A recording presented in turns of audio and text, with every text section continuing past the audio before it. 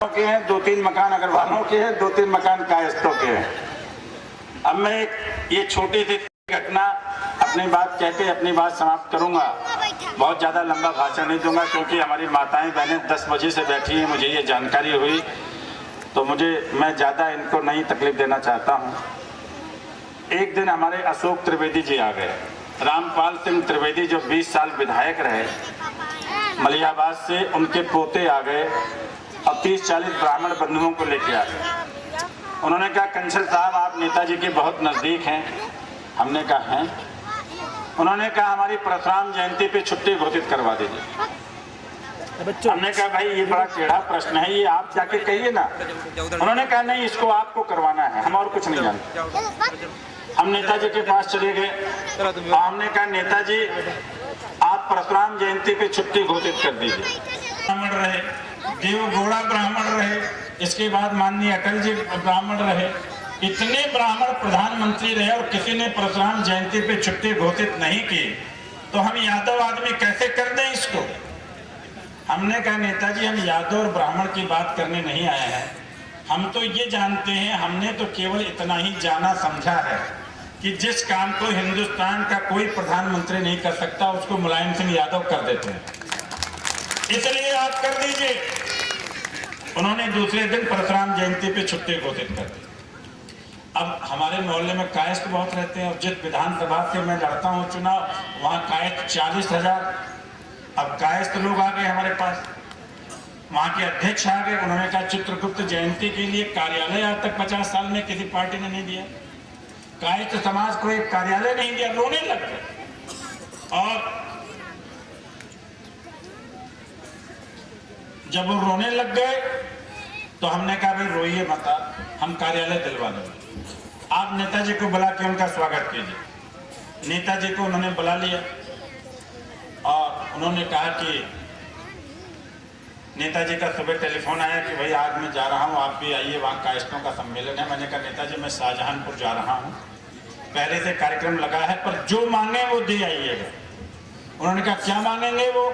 अरे हमने कहा एक कार्यालय मांगेंगे, दारुल सभा में तमाम कमरे खाली पड़े हैं, 2-3 कमरों का एक फ्लैट दे दीजिए उनको। और क्या मांगेंगे वो, हाथी घोड़ा थोड़ी मांगेंगे।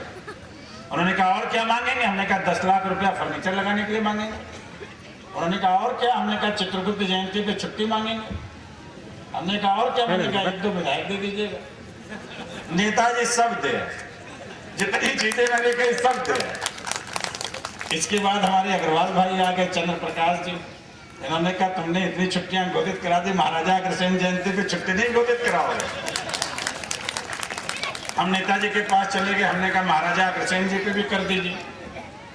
उन्होंने महाराजा अग्रसेन जी पे भी कर दिया। अब हमारे यहाँ 1 लाख मुसलमान है, मौलाना साहब आ गए।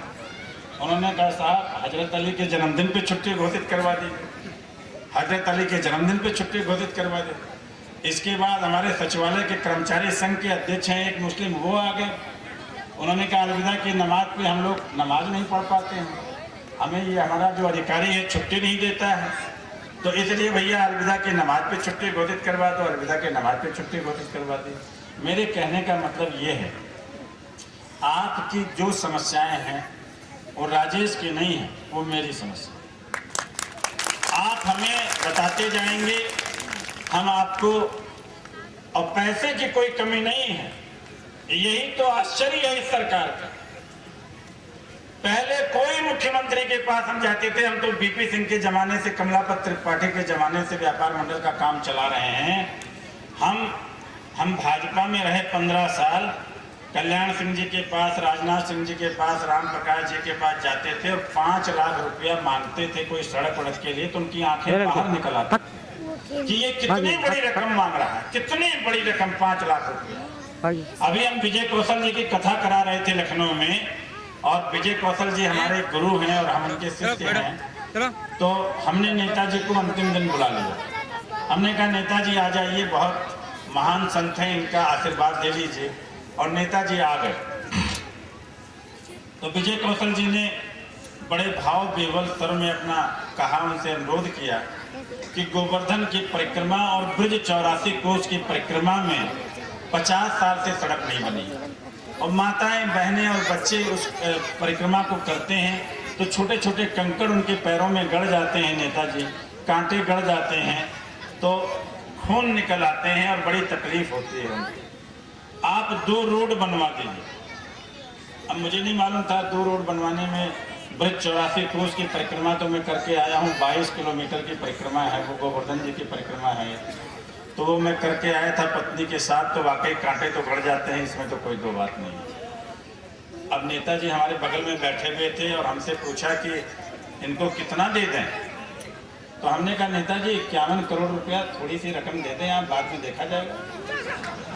हमने कहा 51 करोड़ दे दें। 51 करोड़ रुपया नेताजी ने वहां घोषणा कर दी कि 51 करोड़ रुपया बस 84 कोस की परिक्रमा के लिए, गोवर्धन की परिक्रमा के लिए और वृंदावन की परिक्रमा के लिए हम आपको देते हैं।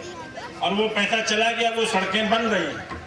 तो मैं कहना सिर्फ इतना ही चाहता हूं कि इसमें पैसे की कोई कमी नहीं है इस सरकार में, इसलिए कि आर्थिक सलाहकार आपका ये बेटा है, मुख्यमंत्री का आर्थिक सलाहकार। और हमने टैक्स कम कराए, वैट नहीं लगने दिया, तहबाजारी खत्म कराई, अभी 2 टैक्स हम और खत्म करने जा रहे हैं। हम आपको बता दें, टैक्स कम किया है, राजस्व बढ़ाया है, और पहली बार हिंदुस्तान के इतिहास में अगर किसी प्रदेश सरकार का बगैर घाटे का बजट आया है तो केवल उत्तर प्रदेश सरकार का आया है, मैं कहना चाहता हूं। और लोग कहते हैं कि ये सरकार तो गुंडों की सरकार है, ये सब पैसा लूट के खा जाएंगे। अभी रिजर्व बैंक की रिपोर्ट आई है और उसमें हम बताना चाहते हैं कि 10,000 करोड़ रुपया इतना खर्चा करने के बाद भी सरप्लस है, 10,000 करोड़ रुपया। और हमारे कामों को करने के लिए केंद्र सरकार रोक रही है। अभी नेताजी ने कहा गरीब महिलाओं को 2-2 साड़ी देंगे। केंद्र सरकार ने पाबंदी लगा दी, नहीं तुम साड़ी नहीं बांटोगे। उनको डर लगता है कि कांग्रेस एक भी सीट नहीं जीत पाएगी अगर साड़ी बट गई। कन्या विद्याधन बढ़ गया तो अमेठी की सीट हार गई, बेरोजगारी भत्ता बढ़ गया, अमेठी में जमानत जब्त हो गई। अगर साड़ियां बढ़ गई तो रायबरेली में भी जमानत जब्त हो जाएगी, सुल्तानपुर में भी जमानत जब्त हो जाएगी। इसलिए अब बताइए, अगर गरीब महिलाओं को 2-2 साड़ी कोई बांट रहा है तो क्या कोई गलत कर रहा है? गांधी जी और लोहिया जी मुलायम सिंह जी के और हमारे व्यापारियों के भी सरताज, हमारे प्रेरणा स्रोत, क्योंकि गांधी जी भी व्यापारी थे और राम